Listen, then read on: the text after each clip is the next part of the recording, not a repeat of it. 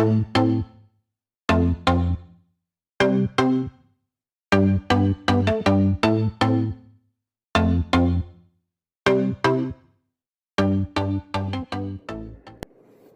are here at COS Racing, sponsor Jeremy Dixon Allstate Agency, interviewing Masters cycling legend Charlotte Miller.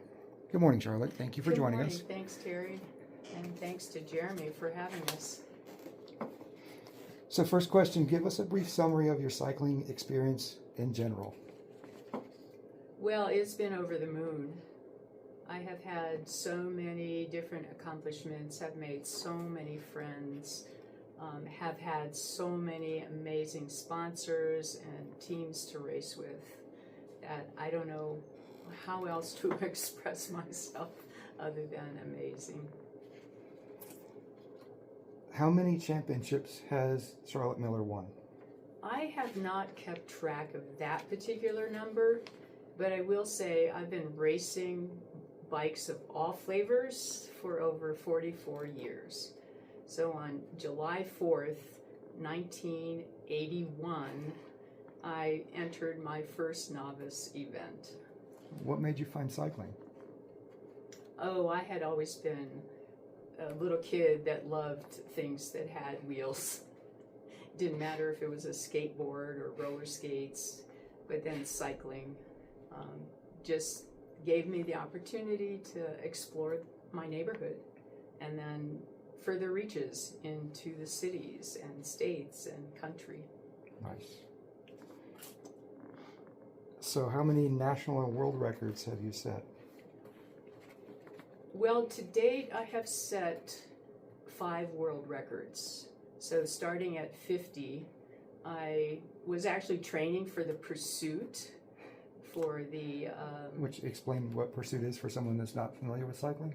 Pursuit is a time trial event. So you get to start from the gate, and then for the age group that I'm in, it's 2 kilometers. So depending on the size of the velodrome, you're either doing 6 laps or more. So it's an individual race? It's an individual race. So just for time. Fastest woman wins, right? Fastest woman wins. Okay. So I was training for that, and I came up to Colorado in 2002, and I didn't know it at the time, but I broke the world record in the Flying 200. And what is the Flying 200? The Flying 200 is an event that's used for seeding for match sprinting. And so you get a lap and a half to get ready, and then you approach at a flying speed very, very fast and continue on from the 200-meter mark to the finish. And that's your time. Okay. So that time sets like a bracket. It's a one-on-one race? Yes. Okay. There's a lot that goes into track cycling that a lot of people may not know. So to try to make things as basic as possible to explain. Mm-hmm. And you've done it all. So you're great at explaining these things. Which record means the most to you today? The most current one means a lot to me. So I'm 72, racing age 73. So the racing age is based on your age at the end of the calendar year. So my birthday falls in November. So even though I'm 72, my racing age is 73. So I was in the 70 to 74 women's age bracket for all of my events at Track Nationals this year.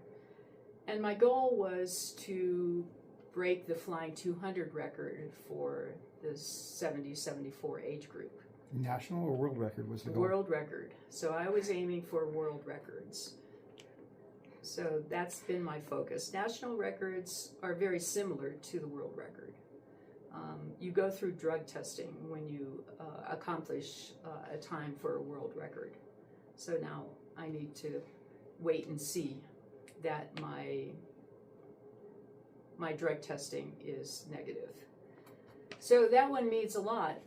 So Robert Mayfield helped coach me through the process of getting better at the Flying 200. He actually kind of laughed at me because I had this like 20-year-old ancient Aero helmet, and he said he had one that would knock off hundredths and tenths of a second from my flying 200. So he lent that to me. And then Chris Murphy came to me and said, hey, I have a set of wheels that you could use that will also trim off, hundredths, tenths of a second from your flying 200. So that meant a lot to me, to have all of that support.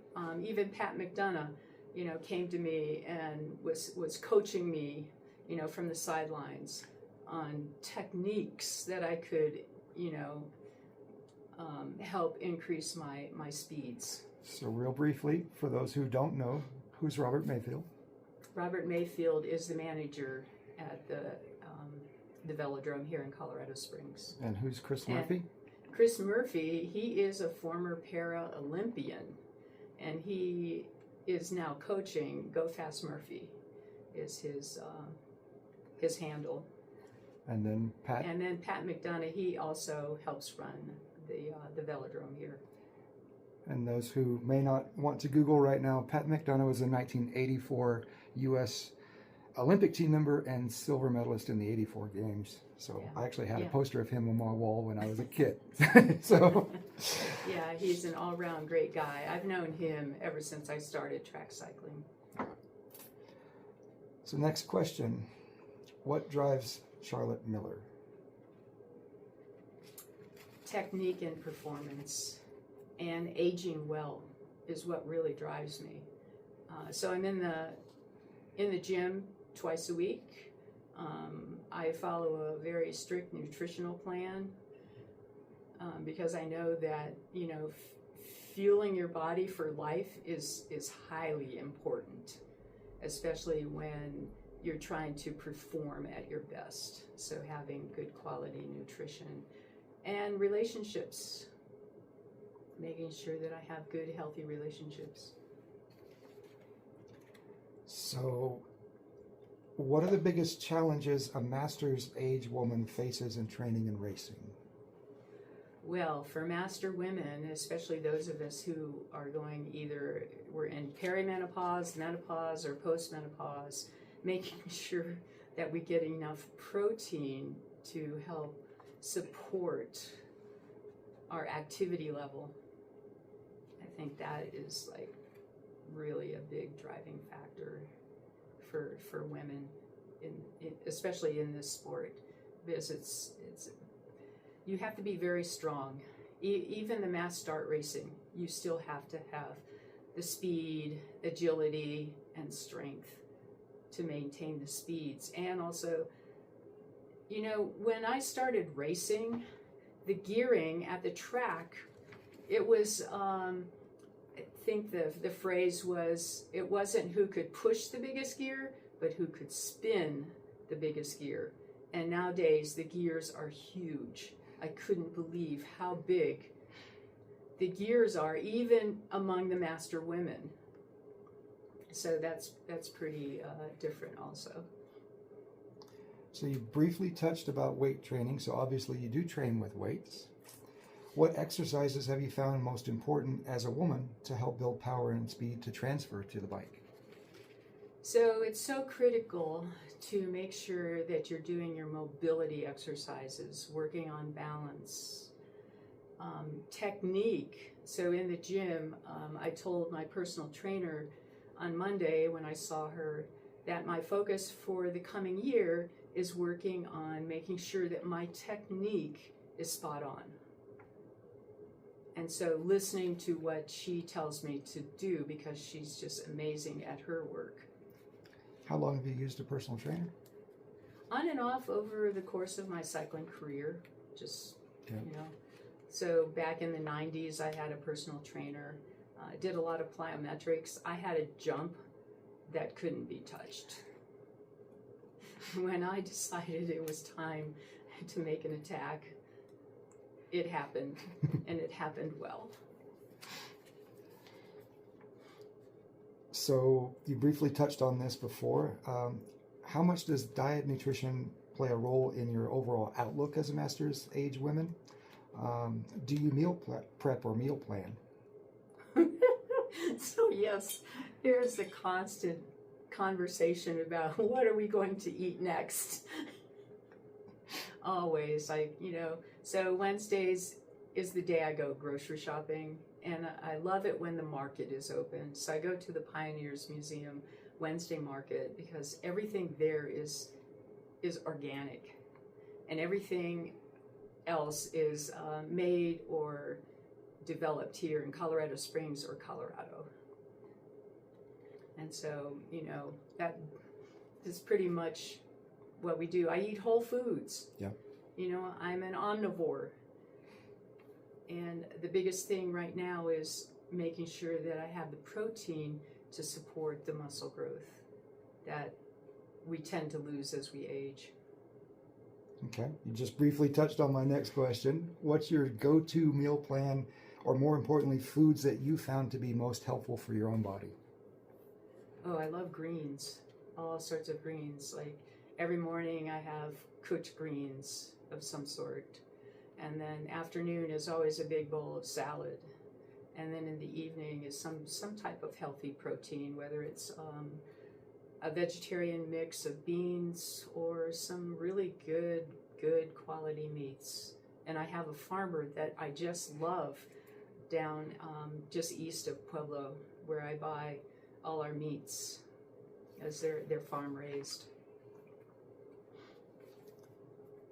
Do you use any sports nutrition products? I do. Actually, I use Flow formulas as my go-to energy drink. I find it very helpful. Okay. Just describe what that does.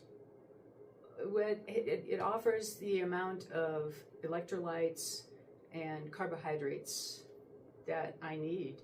So you use their powdered drink mixes? I use their powder Yeah. drink mix. Okay.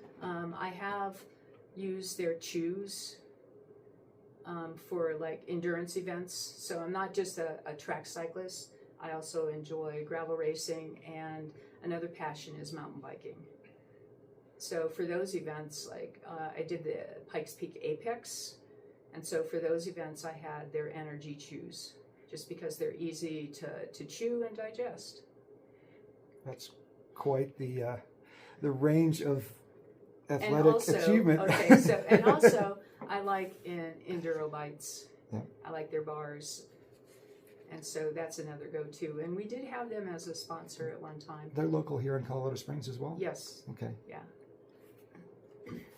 I've been actually friends with Brian Maslach for years, ever since he developed Spike. That's quite a long time ago. Yeah. Spike was an energy drink similar to Red Bull that was sold all over, distributed through 7-Eleven, and they had a pro cycling team at one time. So Yeah. It's interesting how cycling keeps connecting people, right, over the years. So you briefly talked about high-tech equipment with the helmet and wheels. Tell us how much of an impact race wheels, aero helmet, and even clothing make in your own perception and your own performance. So, yeah, actually, one of the other women in the 70-74 age group, she just asked me the question, like, how did I determine what gear to use?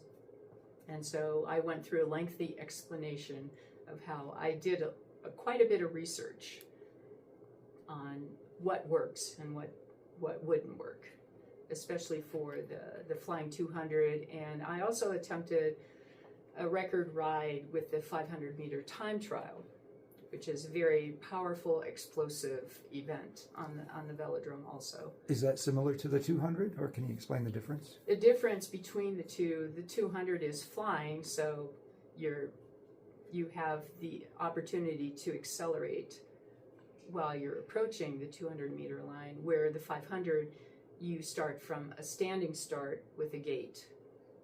And so it has to be more explosive. And that was something else I was working on at the velodrome. How close to the world record were you in the 500? 0.005 Of 1 second? of 1 second. So you would say clothing and aero helmet and wheels and everything makes all the difference? Yes. Yeah. So anyway, I do have some deep dish wheels that I like to use for the mass start events. But for the time trial events, you want to be as aero as possible. And so the loan of Chris Murphy's wheels was important, the helmet loan. I use a long sleeve skin suit. Actually, the air temperature in the velodrome for the Flying 200 was rather cool that morning, and so I like to keep my knees warm, so I had my knee warmers on also, which also contributes to the aerodynamics, as well as shoe covers, is you want to eliminate anything that's going to ruffle the air. And so finding, the double discs it was just so important. So we're going to switch gears, so to speak. After winning your first championship, Which one? First. Oh, geez. Where did you see yourself 20 years later? Well, I knew after that first championship. What was the first championship you won? Well, it was back in Virginia, and it was a regional championship. It was like one of the largest women's road racing fields in the region. So it was Virginia and Washington, D.C. We would come together for the regional championship. How long was that race? It was 50 miles, so it was a road race. And how old were you at the time? I was in my 40s at the time. Yeah. I had been doing plyometrics, so I had that jump. It was like there were 50 women in the field. And coming into the final 200 meters, I had this habit of going out to the finish line and pedaling backwards, because I knew how many pedal strokes in a particular gear I needed to jump. And when we got to that mark, and if no one had jumped, I was jumping. So that was, that's what the kind of training I was receiving from all of my mentors over the years, was how to do things and do them well. So we come to about 300 meters to go, and they had opened up the entire road, not just the final 200, but the final 300 meters. And my spot was at 250 meters, and no one was going. And I was like covering the left lane. And I jumped and had a significant lead. And the other thing that happened, as I jumped, all the people that were over on the right side got enveloped by the people who were following me. And so a lot of the women who could have beat me got buried. And I came across the line winning.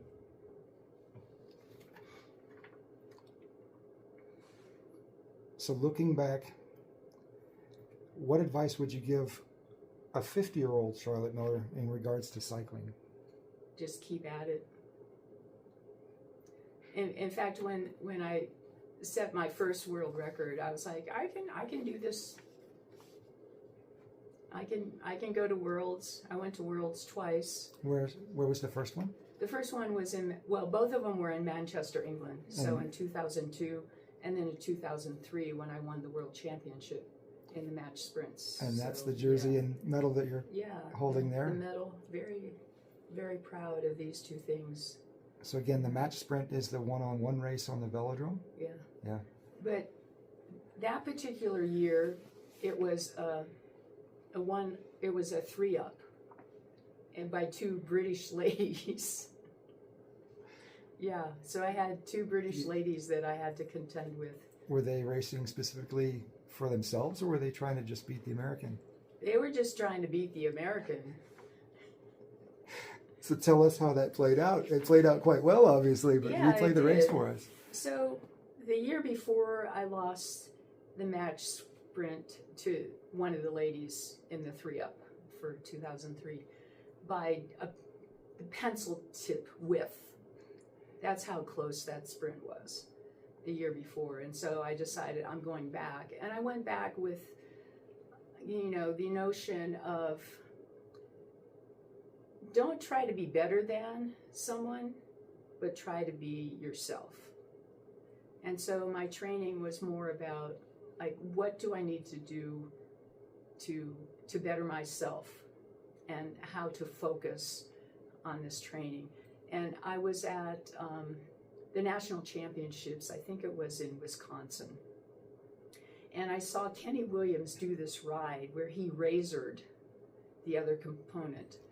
Yeah, I was say, please describe that. You know, so it's where you just like almost half wheel your opponent who is sitting close to your hip, just fast enough. And then in the final corner, that's when you just accelerate all the way to the line. And so I had that vision of that ride. And so while I was warming up, I was focusing on the dialogue I was going to use for the ride. I also had some people in the infield because I was struggling with being able to turn my head because I had like neck issues. And so I had somebody, I said, you know, holler up, up if there's an attack from, you know, high. And there was an attack from one of the ladies up high, but I kept the other rider on my hip. And when she came down, she had no way to match my speed coming out of the corner. So you kind of just faked her out? I did. I just totally faked her out. And so, yeah, I won by a wheel length. Who have you had as a cycling-specific mentor? I've had so many over the years, you know, beginning with the Tidewater Bicycle Association, Peter and Gerald Tewin, Gene Bowen. Actually, he was my sprint coach. We would meet on Tuesdays, and he would like drill me on different techniques, you know, for mass start racing, you know, sprinting. You know, instead of looking at bodies, look at the ground to see where all the holes are to go through. And so, you know, and I apply all those techniques even today. And then moving on, there was, I lived in Houston for quite a while, and there were so many people at the Alcac Velodrome that, you know, helped mentor and coach. And then moving up here, there's just been so many people. It's hard to name one specific group. But I know that, you know, COS and you, Terry, have been so accommodating and kind and, you know, encouraging. So yeah, I think, thank you, by the way. I think that's pretty common theme, especially in the track cycling community. It's a lot closer knit than it seems the mountain biking, gravel, and even the road racing community can be. Yeah. Who has been your biggest rival besides Charlotte Miller? Oh, it's so many people in the past. You know, there's the British gals, whose names I can't recall right offhand, but in the U.S., Terry Roach is one of them. Dee Dee Skadron is another, both in my age group, and super strong, you know, wise, know how to make moves. They really schooled me in my early years, you know, as a 35-year-old track cyclist. So you mainly met up against them on the track? Oh, yeah. Yeah? Yep. What about you've raced it all. What about road racing or mountain biking? I would have to say Chris Johnson is a big rival. Even though we're so friendly off the course, I really feel... She's here in Colorado, isn't she? She's here in Colorado. She's actually, you know, a club rider for COS. And she puts on some great races. I was going to say, she does promote an amazing gravel event, right? Yeah. Yeah. And so, yeah, it's been fun being able to challenge her and be challenged by her. A couple more questions. What are your cycling-specific goals for the rest of 2025 and then next year? Well, I think I need to take a recovery year, and I do that periodically. So next year I'm going to be at the top of my age group, which doesn't benefit anyone. So I tend to kind of take a chill year. And like I said, in the gym, I'm going to be working on technique. Next year, I'll be focusing on endurance because I find that endurance riding is so critical to when you need to put forth power on the track. And then possibly in 2 years, so 2025, I'll be racing age 75. So 2 years is 2027. Oh, yeah, 2027. Blows my mind too. Yeah, that's right, 2027. I'll be 75 that year, in which then I will start focusing on national championships and possibly going to Worlds again. So what about for the rest of this year? Are you going to ride your mountain bike? Are you going to... Oh, yeah, mountain biking this afternoon, in fact. Yeah. Where do you like to ride? Red Rock Canyon, because we live like 2 blocks from Red Rock Canyon. Yeah. Sweetwater Canyon is like one of my favorite trails to do a good long lap on. It's so beautiful in there. For somebody that has set world records in something that's 13 seconds long, how is mountain biking? Is it therapeutic for you, or is it something that you're just training to do all the disciplines, or? I just love all the disciplines. But, so years ago I wrote a paper on a trifecta of training. And so how does track help road racing? How does road racing help track?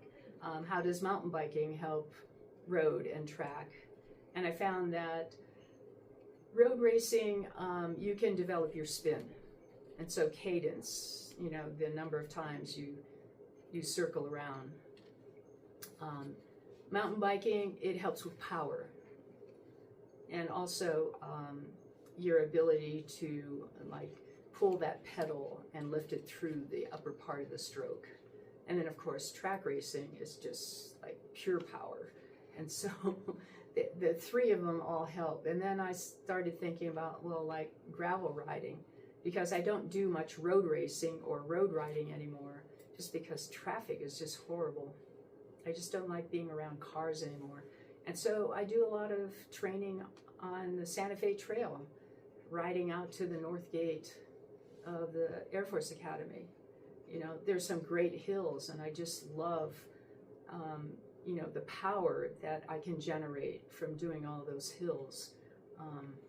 Speed and control through the cornering really applies well to, and plus the mental break. It's just fun. You made me think of another question here. When you're doing these mountain bike rides or riding on the bike path, are you doing them just strictly for yourself, to focus on yourself, or do you ride with others for enjoyment? Or? Oh yeah, I'm riding. So on the weekends we have a group that we ride with, and there'll be segments where I'll be and they know kind of which segments I'm going to do a pursuit. Like from Woodman to the South Gate of the Air Force Academy. I just love those little rolling hills, and I just go as hard and fast as I can. But it also depends on where I'm at with the training cycle. 2 weeks before nationals, when we did those weekend rides, I was chill. I was I'll do some openers. What's an opener? An opener is where you just go fast really quick for about 20-30 pedal strokes.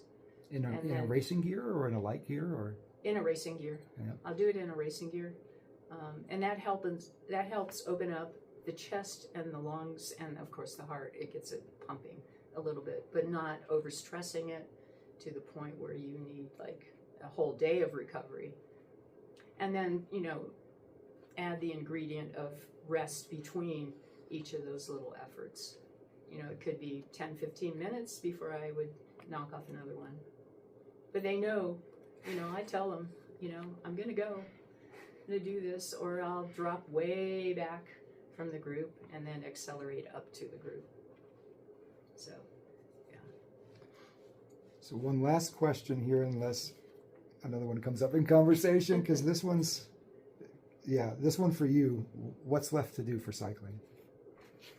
What goals have you not accomplished? What? So just recently, I read about a 105-year-old guy on the track who set the 24-hour record for his age group of 14 miles.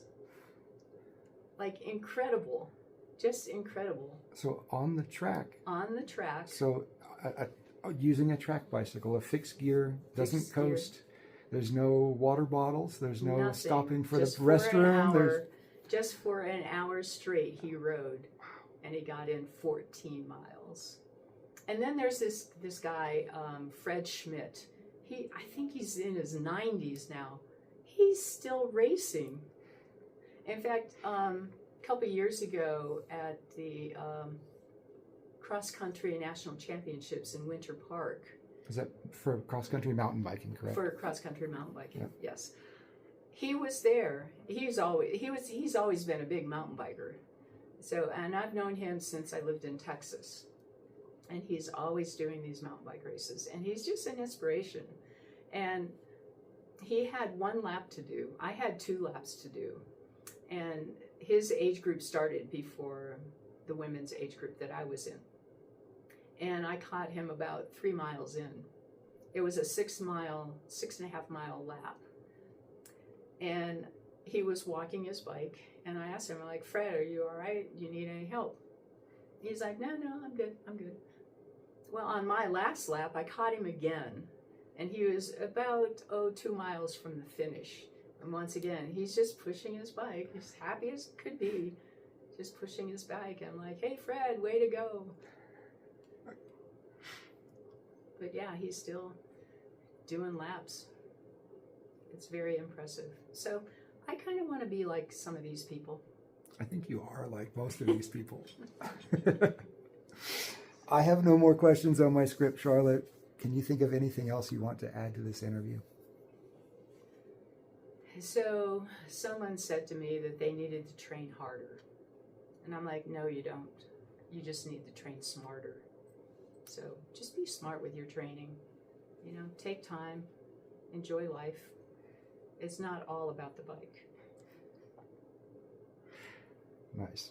Thank you again, Charlotte. I can't wait to watch this online.